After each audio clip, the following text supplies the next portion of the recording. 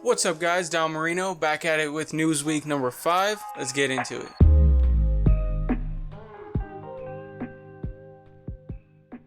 So the first thing I wanted to get into was the White House is planning on expanding our AI budget by 2021 to $2 billion and by 2025 to $25 billion. They're saying right now that they should have no problem. Their projections of getting to $25 billion by 2025, the next 5 years, is going to be completely within reason. And right now we're at this weird intersection. We're in what they're calling a technological Cold War. Right now we're kind of at war with China to see who could create the best technology. Stuff like first to AI, first to 5G in the entire country, quantum processing. These are things that right now China and America are in a dead heap at. We're trying to outwork China, that way we can be ahead of them. It's kind of like back in the Cold War when we were in this fight to have the best weapons. Right now we're in a fight with China to have the best technology possible. It's nothing new that the government is spending money on technology. The thing that makes it interesting is that it's directly towards technology. In the past when we've been at war and stuff, the government has spent money on it, but usually the technology comes because of war, because of this necessity to have the ability to beat our competitors. However, right now they're dumping money into it because it's just a necessary thing to keep us safe from other countries being ahead of us so far technologically that we're unable to catch up by the time they're at a certain point. So I do find this interesting. It's going to be completely ramping up over the next 5 years, from right now what we're spending, which was last year was $800 million to now $2 billion over the next year. It's going to be cool. It's going to be cool to see where this trickles down and where we as consumers get to see the benefits of this stuff, because that's kind of how it's always been. When stuff at the top, gets better, us consumers right here at the bottom will start to get cooler and cooler things from it. So getting away from the government and what they're doing, let's move on to the new Razer phone. So CNET did a test where they folded the phone, because it's a foldable phone, back and forth. They did it 27,000 times, and that's right around when it failed. I think it's an interesting test for them to do. They also did it with the Galaxy Fold, which failed at about 120,000 times. In this article, they were talking about how, this is barely a year or 2 years of use out of your smartphone before it fails. Now, I kind of don't agree with this because they were putting this phone under an extreme load. Folding and unfolding a phone 27,000 times without giving it a break is going to make things fail faster when you're talking about the friction, in the hinge mechanism and just stuff failing because of that extreme factor. The average person is going to check their phone about 60 to 90 times a day, which meant they're going to unfold it about 60 to 90 times a day. I do think when I'm out on the go, if I had the fold, I'd fold it, put it in my pocket and, go with it. However, I also think that when I'm at home, once it was kind of unfolded, it'd probably stay unfolded for me. I don't see a reason why to keep unfolding all day. I got home, I'd unfold it, put it on my desk, and that'd be that. So I do think that would cut down on the use, the amount of times that this thing can be folded and unfolded. I also think another interesting thing to keep in mind is this was one example. Who knows how many, or if this phone was an outlier or one of the 1% of phones that shipped and wasn't quite as good as the others. So that is yet to be seen. 2 year time from now, when people are either complaining about their Razers completely breaking down or saying they've had no problem with them, that's really when we're going to see if this stuff is true or not. So keeping it with smartphones, we have a little bit more news about the S20. As of recording this is the 10th, and tomorrow the 11th we're going to have all the news, so I might come back and do an update if I haven't released a video yet. But right now we're looking at some pricing stuff. S20 starting at $850 and going all the way up to $1,300 for the Ultra, which is about what we were thinking, about what sounds normal. Another thing was they were talking about all the phones being 5G. So instead of having 5 different variants, there's only going to be the 3. There's going to be the S20, S20 Plus, and S20 Ultra. However, all of them supporting 5G out of the box. This is going to be cool because it's going to force other companies to do the same and not start with this trend of having 2 different variations, the 5G and a 4G version. You got to pay $200 more for the 5G. Just, if every company really wants to convert over to this new thing, companies need to just kind of take the hit and just convert versus trying to make as much money off of people as possible. Also, rumors about their Z Flip phone.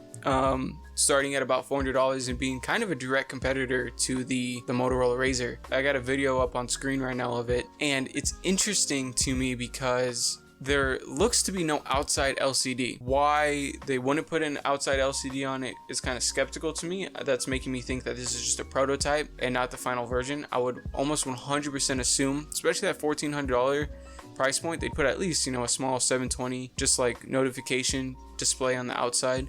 That way you can see your notifications, see what time it is without having to fold open the phone every time. I like it, it's cool, smaller form factor in the pocket.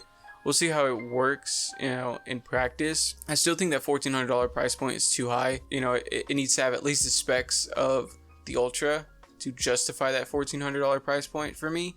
If not, then it's not cool enough. I want the Fold 2, because I think the idea of having a regular size phone being able to fold into almost a tablet size is kind of the cooler version of a foldable phone than a regular phone folding into half of a regular phone, I guess. So still with foldable technology, Apple has filed a patent for a foldable phone technology. I don't see 2020 being the year that they do this. I see maybe 2021 being the year that we get the Apple foldable phone, a foldable iPhone. I am really excited about this because Apple does everything right. When they come out with something, when they do it, they need it to be perfect. Apple only has one phone. The iPhone is their bread and butter. If they were to release an iPhone and it wasn't perfect, then they would have, backlash. They would have people saying, why are you releasing this thing? You have one phone, you have one job, and it's to get that iPhone to be as perfect as possible. So I'm super interested in seeing what Apple does and if they pursue a foldable phone. I know it's going to be cool. I know it's going to be done very well. It's going to have none of the kinks that maybe previous foldable phones have had. They will be all worked out by the time they go to release it. Along with that, it is going to be very expensive because it's going to be Apple and it's going to be an iPhone product most likely. So a couple quick things in the news. One of them is going to be that Netflix is finally allowing you to turn off those annoying ads, those annoying autoplay ads.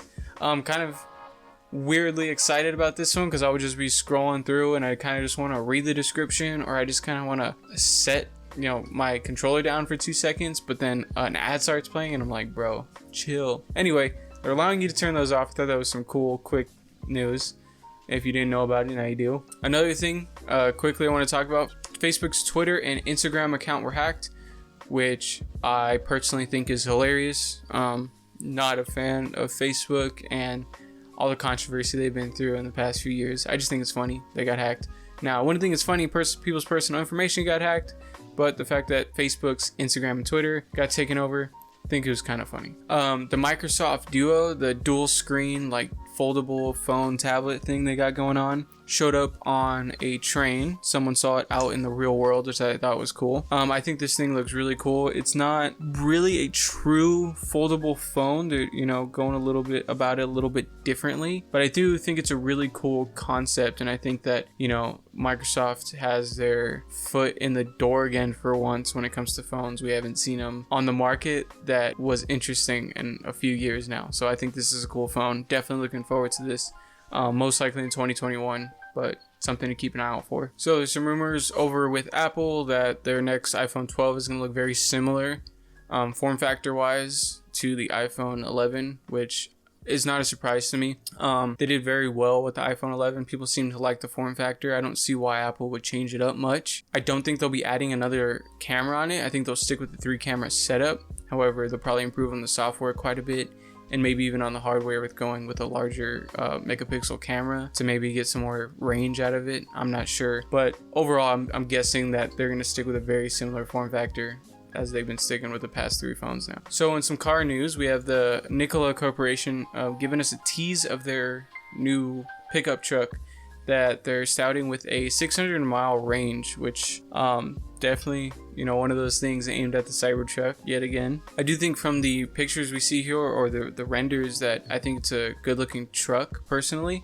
Definitely taking that kind of a more futuristic look on a normal pickup truck versus going with something like the Cybertruck and just completely dismantling what was thought of a car and doing something totally out of the box and different. Now, this is not a completely electric truck. This is looking to be a hydrogen electric mix. So 300 miles electric, 300 miles hydrogen. to combine for that 600-mile total. Now, the problem with something like this as of right now in 2020 is finding a place to fill up your hydrogen tank is very rare and hard. So realistically, it's looking like a 300-mile truck. And maybe in the future, if hydrogen fill-up stations become very popular, then a full range 600-mile truck. But of course, the company, I would assume, would want to invest in the infrastructure to have more of these hydrogen stations to make it more appealing for their truck to be, sold on the market. So the last thing I want to talk about is Apple's controversy. It's over in France, where they got hit with a $25 million fine for allegedly slowing their phones down, their older phones with, newer updates, and causing their older phones to slow down. I don't think there's really any news to people who are kind of in tune with the tech world, and how Apple is kind of known for this idea of slowing their phones down. For example, if you decide to run an older version of an iOS update, you will start to see weird buggy things happen with your phone, things that would never happen before. And if you were to go 6-8 months without ever updating it, you would really notice some really slowdowns with your phone. And it's interesting how you update it and everything's perfectly fine again. Now, it's almost like a forceful update, but then they're in turn slowing the older phones down purposely. Like I said, this is nothing new. This is something coming all the way back from 2017, when users spotted that the latest version of the iOS was throttling their performance on older phones. There has been a lot of controversy over this in the past, and this is just the most recent fine that they're getting hit with. So they were also fined $5 million over in Italy, and this is just an ongoing thing with Apple right now, where they're just continually getting fined by these governments and have a lot of lawsuits out because they're purposely sending out updates which are essentially slowly breaking phones. I do understand where they're coming from a business standpoint. They want you to buy new phones. They don't want you to still have an iPhone 5 and go get a new battery for it and replace the battery for $50 versus go buy a new $1,000 iPhone 11. So I see where they're coming from that standpoint. However, it is a bad thing to do. It's bad practice. It puts a bad taste in people's mouths. It makes those customers that do have the iPhone 5, 6, 7s, when they go to think about upgrading, they're not going to upgrade and get your phone. They're going to go ahead and go to some other, go over to Samsung, LG, something else. They're going to go to Android maybe. So it is interesting to see that aspect of it. The other fallout that I think is even greater than the $25 million fine, which for Apple I don't think is a huge hit to them. I think it's something that kind of deflects off, and they're like, yeah. I think the bigger loss for them is down the chain in a few years when these people do go to upgrade and they decide not to go with Apple. I think that's where they lose more of their money and more of the people behind it, because you got to think it's more than just buying a new iPhone. It's everything that goes with it. Apple Care, iCloud, App Store, everything that goes with it is a money loss for every person they don't have in their ecosystem. They're losing more money than just what the phone would cost. So that was the last story of the day. I appreciate you guys watching this week's tech news. If you guys like the content, make sure to go down, subscribe, give me a comment, throw me some news that you guys are interested in this week that you want to see me talk about. Go over on Instagram, DM me some news stories, and I'll definitely be happy to talk about them and expand on what I think about them. So I really appreciate you guys watching this week's video. Until I got something else for you, thanks for watching.